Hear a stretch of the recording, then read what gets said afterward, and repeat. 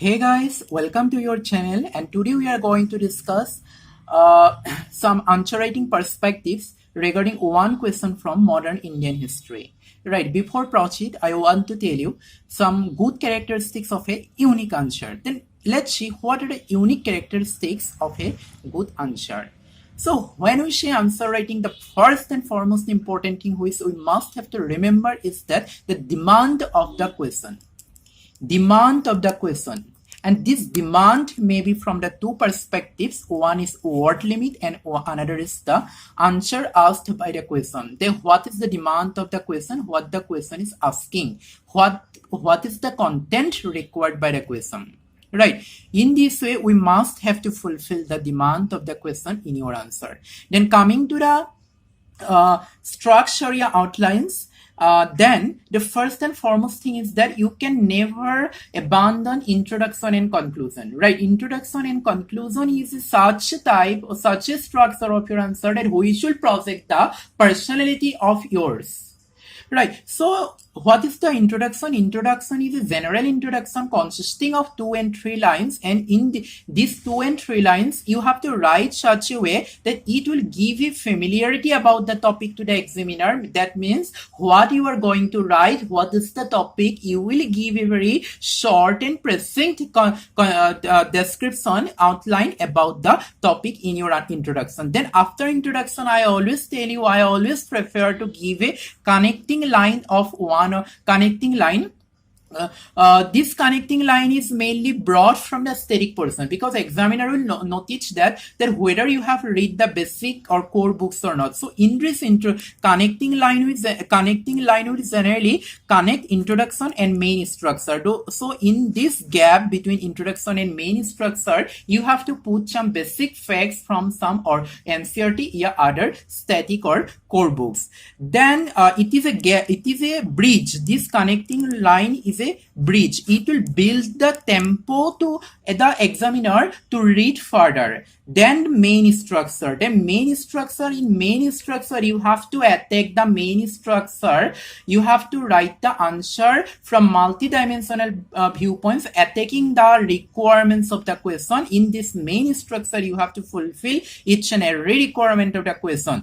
Then in main structure you can write the answer either in paragraph or in bullet point, whatever you prefer, right? And sometimes it also depends on the type of the question, that what you are asking: analyze, outline, brief, right? I'll describe these things in another video, that when we have to read in mainly in paragraph and when we have to read mainly in bullet points. Then coming to the, I am always telling you that balance line is very much necessary. As an administrator, balance line projects the impartial quality of you. Then what is balance line? Balance line means you are giving the answer from both perspectives. Even if the question is asking the positiveness, you are giving one line showing the negativeness, right? Even if the question is asking about negative characters, but you are giving a line showing the projecting the positive characters, right? This is balance line. Then way forward means you are giving a positiveness, some kind of solution, what to do in future. As an administrator, without solution you cannot only give the problem. Solution or way forward must have to be combined with the problems. Then coming to the conclusion. In conclusion, you have to give a brief and constructive analysis, whatever you have written in the answer, with a view of positiveness. Then coming to the language is dependent on the paper to paper basis. The paper of GS1 is different from paper to paper GS2. Then some other perspectives of language is grammar. You have to carefully use the singular and plural, verb and tense. If you make mistakes on these points, then it will be very chilly mistakes, and it will project some kind of personality errors. Then coming to the keywords is always necessary so that it can convey your meaning in a very precise and very expressive way. Good structure means short line, good words without any grammatical mistakes, standard lines. Then criticism, you have to know how to criticize, right? A constructive criticism. Extreme words, do not use extreme words. I, me, in this way. Then names. You have to be very careful in giving names. Until and unless extremely demanded by the question, do not mention the name of any political personalities or any controversial personalities. Then from this introduction to the conclusion, combined in the language, you have to write the answer in keeping in mind some main points. These main points are, your answer should be concise and to the point. Your answer must have your expressive content. It must have been you must have to present the answer with a good presentation skill. You if possible, add flow chart and diagram. There must be a positive viewpoint in the whole answer. There must be some meaningful keywords, and the answer must have to be multidimensional, attacking the every aspects of society, right from the economy to the polity, right from the society to women empowerment. And this is the core of the analysis. Multidimensional is the core of the analysis, that as an administrator, how you are viewing a issue and how you are connecting the issue to every point and how you are giving solution. Today's question is taken from the modern Indian history. You will find the model answer in comment and description box.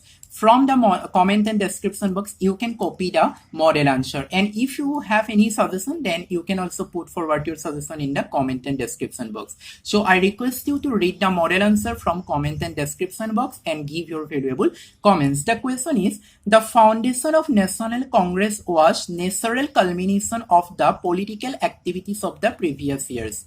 That means the impetus, the reason, the cause of the birth of National Congress was mainly derived from the political activities happening prior to the birth of the National Congress. Right. So we'll put first introduction line.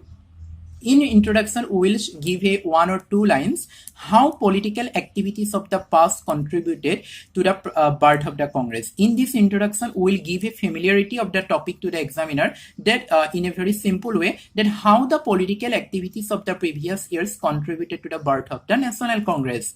Then I will give a connecting line. In this connecting line, I will show some static reasons, that what are the causes of new political activities, how the new and young intellectuals were dissatisfied with the works of some of the organizations, and how this contributed to their political zeal, and how this contributed to the reformist mind of this new and young intellectuals of that time. Right. After giving the connecting line, I will come to the structure. In the structure, I have used both paragraph and bullet points. Right. And you can also use the as per your preference and as per your comfortability. And in this structure, I will bring some major points, and I will choose the points in such a way that it becomes multidimensional. It touches every aspect. Right. If I find 2 or 3 points under the same head, then I'll choose one. Right. It is a very trick, because you can never add all the points, but you have to choose the points in such a way that it is the representative of one aspect of your answer.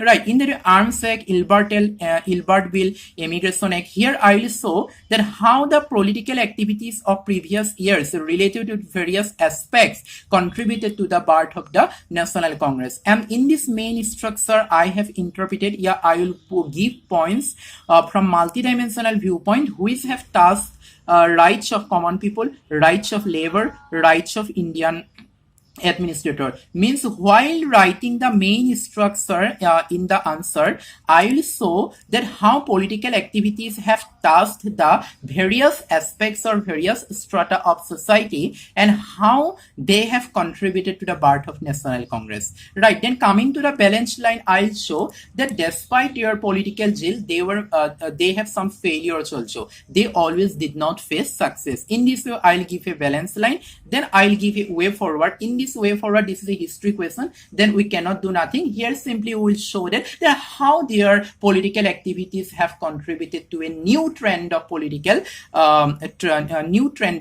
activities. Right. Then coming to the conclusion, here we will give a constructive analysis or viewpoint of the above written answer. So this is the basic framework of the answer. You will find the model answer in the comment and description box, and I hope if you are benefited, then please like, share and subscribe to my channel channel and give your valuable comments. I'll come again with another video. Till then, take care and bye bye.